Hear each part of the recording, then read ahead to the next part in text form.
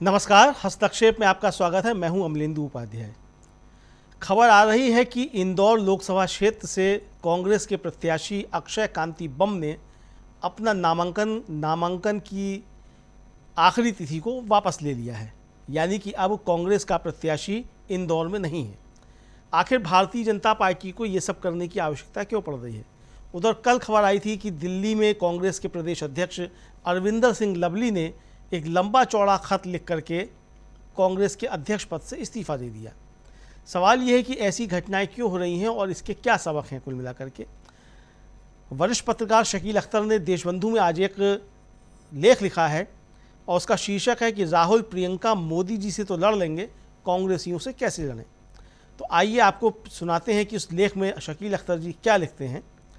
वो लिखते हैं कि वह कहते हैं ना कि कांग्रेस को दुश्मनों की ज़रूरत नहीं, कांग्रेसी यह काम खुद बखूबी करते हैं। उस समय जब 2 फेज के मतदान के बाद कांग्रेस और इंडिया गठबंधन एज पर दिख रहा था, उसके हौसले बढ़े हुए थे। अखिलेश यादव ने कन्नौज से नामांकन भर के यूपी में धमाका कर दिया था। अमेठी रायबरेली से राहुल प्रियंका लड़े की आवाज़ें तेज हो रही थीं।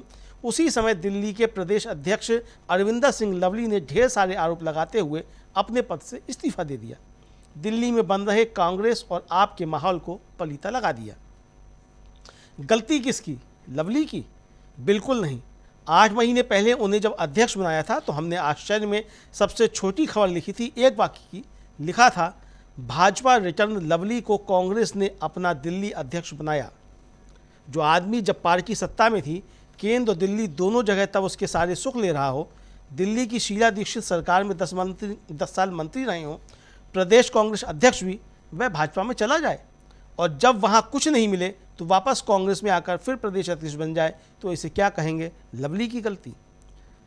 वो लिखते हैं आगे, यही कांग्रेस है पिछले 10 साल से, जहां परिवार लगातार संघर्ष कर रहा है।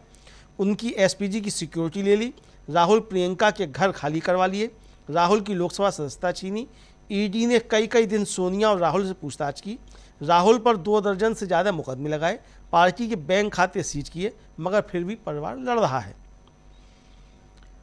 मोदी जी सोचते थे कि ये डर जाएंगे, मगर उन्हें नहीं मालूम था कि यह परिवार किसी दूसरी ही मिट्टी से बना हुआ है, डरता नहीं है। 2 सदस्य देश के लिए शहीद हो गए। अभी प्रियंका कह रही थी, मेरी दादी का सीना गोलियों से छलनी कर दिया, अपने पिता को मैं टुकड़ों में उठा कर लाई हूँ, मगर हम किसी 56 इंच कहने वाले से नहीं डरते। उनका सीना 56 इंच का नहीं है, हमारे सीने लोहे के हैं। शकील अख्तर जी आगे लिखते हैं कि परिवार अभी भी लड़ रहा है, लेकिन जिस परिवार की दम पर कांग्रेसी 2004 में सत्ता में वापस आए थे, उसके बारे में वह कभी सोचते नहीं हैं। सोचना तो दूर, सीधे उसके खिलाफ खड़े हो जाते हैं। G23 कोई भूलने वाली घटना नहीं है। राहुल प्रियंका उसे भूलते हैं तो अपने लिए ही खाई खोदते हैं। G23 सीधे राहुल के खिलाफ था, राहुल के हौसले को तोड़ने की कोशिश थी। मगर जैसे मोदी जी यह काम नहीं कर पाए, कांग्रेसी भी नहीं, और कांग्रेसी भी कोई छोटे मोटे नहीं। सबसे सीनियर मोस्ट, सबसे ज़्यादा मलाई खाने वाले प्रणब मुखर्जी और गुलाम नबी आज़ाद। प्रणब मुखर्जी तो सर्वोच्च पद राष्ट्रपति तक पहुंचाया, और मगर उन्हें शिकायत रही, और अब उनकी बेटी शर्मिष्ठा मुखर्जी कहती हैं कि प्रधानमंत्री क्यों नहीं बनाया। अच्छा, अगर प्रधानमंत्री बना देते तो आज कौन कह सकता है कि फिर वे आरएसएस मुख्यालय नागपुर नहीं जाते। आज़ाद के बारे में तो कहना ही क्या, जो अपने राज्य जम्मू कश्मीर से कभी नहीं जीत पाए। उन्हें 1980 में इंदिरा गांधी ने महाराष्ट्र से लोकसभा चुनाव जिताया था। अभी अनंतनाग से लड़ने की बात कर रहे थे। भाजपा चाहती भी थी, समर्थन तो हर तरह का था ही, मगर डर गए। हिम्मत तो पहले ही अपने गृह निर्वाचन क्षेत्र उधमपुर से लड़ने की नहीं जुटा पाए थे।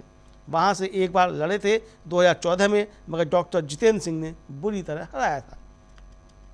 तो इस तरह वे नेता जिन्हें कांग्रेस ने उंगली पकड़कर आगे बढ़ाया हो, उन्होंने भी पिछले 10 साल में अपनी औकात दिखा दी, कृतज्ञता की सारी हदें पार कर दी। और नाम तो अभी यह 2 बड़े नेताओं के लिए, बाकी लिस्ट तो ज्योतिरादित्य सिंधिया, जितेंद्र प्रसाद, RPN सिंह, मिलिंद देवड़ा जैसे उन नेताओं की भी है जिनके पिता जितेंद्र की माता जी को भी कांग्रेस ने ऊंचे से ऊंचे पद दिए, और खुद बेटों को 10 साल यूपीए के टाइम में मंत्री रखा, मगर सत्ता जाते ही सब भाग लिए। भागने वालों की बड़ी लंबी लिस्ट है, लेकिन इसमें लवली का पार्ट आश्चर्यजनक इसलिए है कि उन्हें बीजेपी में जाने के बाद दिल्ली कांग्रेस का अध्यक्ष बनाया। अगस्त 2023 में जब उन्हें अध्यक्ष बनाया तो पार्टी के लिए वफादारी के साथ हमेशा काम करते रहने वालों में को केवल आश्चर्य ही नहीं, दुख भी हुआ। कांग्रेस में मलाई खाओ, सत्ता चली जाए तो बीजेपी में चले जाओ, फिर वापस आकर अध्यक्ष बन जाओ और बीच चुनाव में धोखा दे जाओ। शकील अख्तर जी लिखते हैं कि लवली का धोखा देना मामूली बात नहीं है। दिल्ली देश की राजधानी है या पूरे देश की राजधानी का टोन सेट करती है। जो यहाँ से जीतता है वह केंद्र में सरकार बनाता है। भाजपा ने 2014 और फिर 2019 दोनों बार दिल्ली की 7 सीटें जीती थीं। इससे पहले 1977 में जनता पार्टी ने 7 सीटें जीती और पहली बार केंद्र में गैर कांग्रेसी सरकार चलाई। 1980 में इंदिरा गांधी ने दिल्ली की 7 सीटें जीतकर वापसी की थी।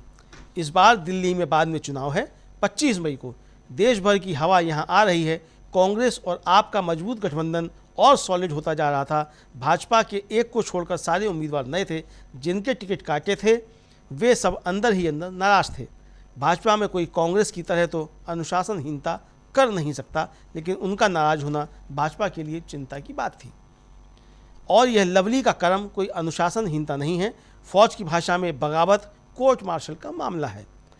कमांडिंग ऑफिसर सीओ बीच युद्ध में भागने लगे तो क्या करते हैं।